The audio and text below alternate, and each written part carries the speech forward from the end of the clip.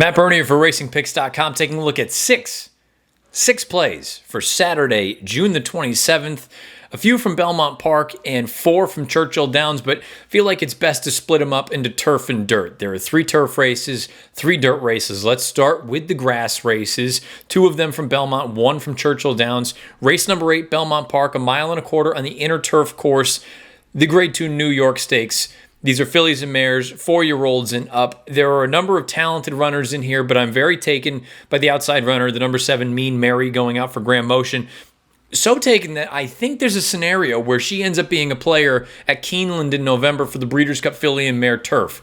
Grand Motion knows a thing or two about winning big races like that. And a horse like Mean Mary, I don't know that we've seen the best of her just yet. The beautiful thing about her is she has speed in these longer distance races, and I've spoken about it in the past. Speed going long is as big an asset as you can possibly have, especially if you have the ability to kick and finish comparable to those coming from well off the pace. Makes you very, very difficult to beat. Mean Mary, I think, is a major player, not just in this race, but in this division going forward, including the Breeders' Cup Filly and Mare Turf when that time comes. Let's one thing at a time. Let's get through Saturday. But she's 7-2 on the morning line. She's going to be forwardly placed, if not outright, on the lead for Luis Saez. I like the 7, Mean Mary, in the 8th at Belmont. That's the Grade 2 New York. She's 7-2 on the morning line.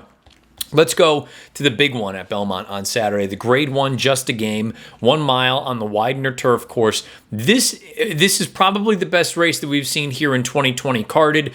And it's going to take quite a bit to beat this race as far as talent is concerned. You have horses like Newspaper of Record in here. You have the defending Breeders' Cup Mile winner, Uni, coming back, making her first start here in 2020. You've got interesting longer prices, a horse like Zoffel. You also have a really nice runner in Got Stormy, who maybe she's a little bit off form right now, but on her best, we know she's a Grade 1 caliber runner.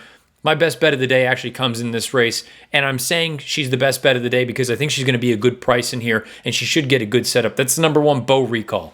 She goes out for Brad Cox's barn. Jose Ortiz picks up the mount in her first start off the layoff back at Churchill Downs. This was on May 30th in the Grade 3 Mint Julep. She was buried down on the inside with absolutely nowhere to go. She tried to squeeze up the hedge. It didn't work out. At that point, Sean Bridgmohan just basically wrapped up on her. She never got an opportunity to kick whatsoever. I don't look at that race. It doesn't mean anything to me. Draw a line through that race. On her best, her kick is as good as anyone's, and I'll include Uni in that statement. I think there's a scenario where the pace heats up. You have a horse like Beau Recall probably coming from the back along with a horse like Uni, and maybe Uni is a more talented runner, but Beau Recall has a little bit of recency just based on that. Again, she didn't get to really kick at the end, but she at least got a little bit of exercise out of that race. I think she's super live in here at 10-1 on the morning line. Maybe she ends up around 8-1, but I'm going to make her my play of the day. She's not the most likely winner of the race. But if everything kind of plays out the way that I anticipated to, with Newspaper of Record being forwardly placed, with Got Stormy being forwardly placed, Valedictorian's going to be up there, I think they're going to go an honest clip early on, and I think Beau Recall's got a big chance to run them all down. She's 10-1 on the morning line in the Grade 1 Just a Game, race 10 at Belmont. She's going to be my play of the day on Saturday. Now let's move to Churchill Downs for the nightcap. Here's another price in a spot like this. Race number 11, the Grade 3 Regret, 1.1 miles on turf. You have plenty of horses in here who have credentials and look like they could be anything. I went to the far outside with the number 13, Hendy Woods from Mark Casse. Hendy Woods is not typically the kind of horse that I would be looking at saying, oh, I love everything about her. She's extremely green. She's very, very goofy as far as lead changes are concerned. She's got her head cocked out to the grandstand looking around, but she has a major late kick, and I think she's the kind of horse that may slip through the cracks in a race like this. She's 15-1 on the morning line, drawing the far outside, no bargain. She'll need to work something out, but she has a little bit of tactical ability, and despite the greenness, she finishes in a big way. The pedigree is there. Her dam won the Las Ciénegas going down the hill out at Santa Anita, 6.5 furlongs. She's by Uncle Mo.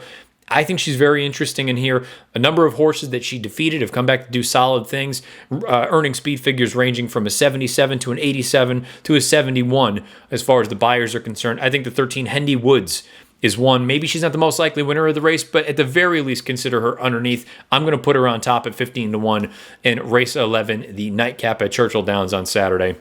That's the Grade 3 Regret. Again, all of these races are contingent upon them staying on the turf.